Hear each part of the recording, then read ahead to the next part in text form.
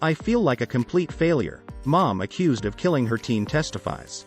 But before we start, please make sure to subscribe our channel for more videos. Shonda Vander Ark is charged with first-degree child abuse and the murder of her 15-year-old son Timothy Ferguson. Muskegon, Mich.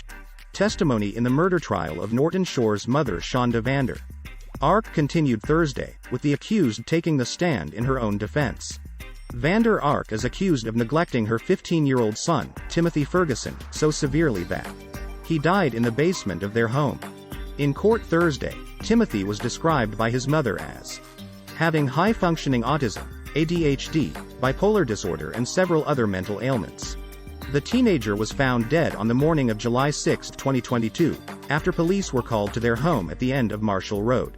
When your brother died, were you surprised? Vander Ark's defense attorney, Fred Johnson, asked Timothy's brother Paul on the stand Wednesday. I was surprised, shocked, horrified, he replied. At the time of Timothy's death, he lived with his mother and two of his brothers.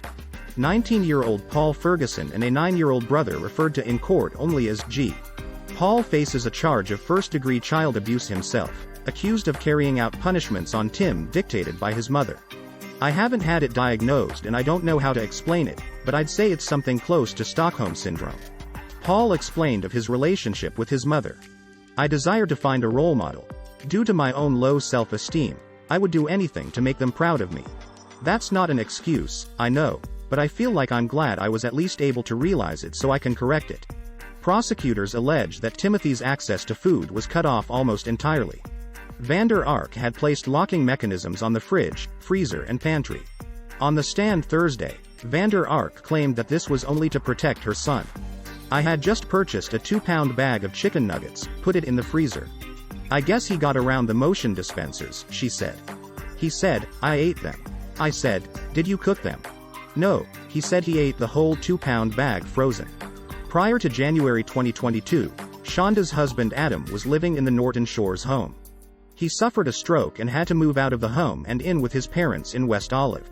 Shonda pointed to Adam's stroke as a catalyst for Timothy to start acting out. There was a couple situations when Tim actually intentionally kept everyone in the house awake. He would intentionally set off the motion detectors, he would make noise, she said. Paul explained in his testimony that Timothy had been sleeping in a small room under their basement stairs in the time leading up to his death. Inside was just a blue tarp, similar to those used for cleaning up a yard. Cameras and motion alarms were affixed all around the house. According to Shonda, they were there to monitor both Timothy and G. Shonda was in the process of becoming an attorney when she was arrested for murder, passing the bar on her first try. She was clerking for a judge at the same Muskegon County courthouse. Her trial is now being held at, before getting a job in Newaygo County. Because Shonda struggled to maintain proper blood sugar levels, she was using a Great Dane as a service dog. For a time, she would create and post YouTube videos about her dog and their daily activities. As of December 2023, she had 380 subscribers to her channel. Her last video was posted on March 18, 2021, about 4 months before Timothy died. Muskegon County's chief trial attorney Matt Roberts pressed Shonda during her cross-examination as to why she was able to accommodate her own health problems, and Timothy's.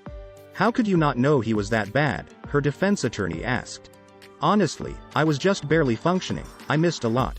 I hate it because I feel like a complete failure.